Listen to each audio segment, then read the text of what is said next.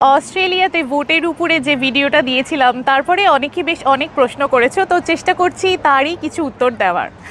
আমাদের দেশে যেরকম ভোটের আগে একটা বিশাল রমরমা ব্যাপার হয়, মানে ভোট পুজো অ্যাকচুয়ালি হয়, দেয়াল লিখন এবং চারিদিকে প্রচার চলছে, মন্ত্রীরা বাড়ি বাড়ি গিয়ে ভোট চাইছে, লোকজনের সাথে কথাবার্তা বলছে।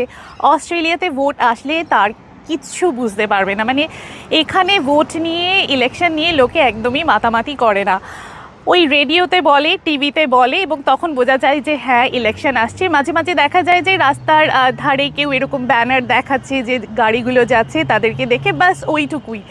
এখানে ভোট সাধারণত সেই পুরনো গতানুগতিক ওয়েতে, অর্থাৎ সেই ব্যালট পেপারেই ভোট হয়, তবে অস্ট্রেলিয়ান ক্যাপিটাল টেরিটরি অর্থাৎ এসিটিতে সেখানে ইভিএমেরও ব্যবস্থা আছে, তবে সেটা সাধারণত স্টেট ইলেকশনের ক্ষেত্রেই হয়, যেহেতু সেখানে লোকসংখ্যা ভীষণই কম। অস্ট্রেলিয়ার ভোটটাও কিন্তু ভীষণই মজার। আমাদের দেশে যেরকম কি ভোট দিতে গেলে তুমি একজনকেই ভোট দিতে পারবে, অস্ট্রেলিয়াতে হয় প্রেফারেন্সিয়াল ভোট, অর্থাৎ ব্যালট পেপারে অনেকগুলো নাম থাকে প্রার্থীর এবং দলেরও নাম থাকে। তুমি যদি প্রার্থীকে না চেনো, তার সম্পর্কে যদি না জানো, তাহলে তুমি দলকে ভোট দিতে পারো।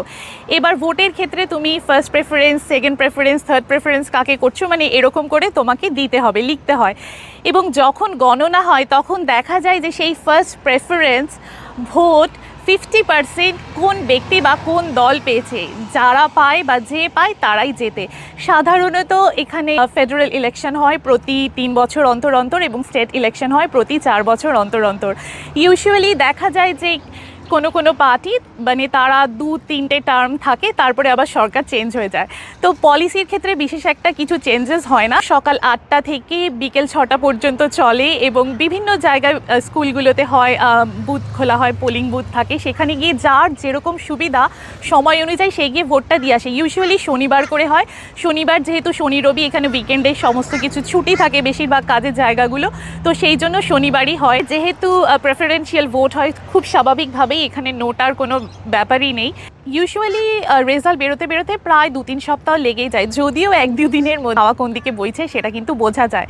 তবে হ্যাঁ, ভোটের জন্য রাজনীতি নিয়ে মারামারি, সরকারি জিনিসপত্র ভাঙচুর, এখানে ঝামেলা ওখানে ঝামেলা, এই সমস্ত ভয় দেখানো, এই সমস্ত জিনিস কিন্তু অস্ট্রেলিয়া এমনকি নিউজিল্যান্ডেও আমি কখনো হতে কিন্তু দেখিনি। যারা ভোটের দিন গিয়ে ভোট দিতে চায় না বা কোনো কারণবশত পারবে না, তো তাদের জন্য 2 সপ্তাহ আগে থেকেই বিভিন্ন জায়গায় পোলিং বুথ খুলে দেওয়া হয়, যাতে সেখানে গিয়ে তারা ভোট দিয়ে আসতে পারে। 18 বছর বয়স যদি কারো হয় এবং সে যদি অস্ট্রেলিয়ার নাগরিক হয়, তাহলে তাকে ভোট দিতেই হবে, আর না দিলে হবে জরিমানা।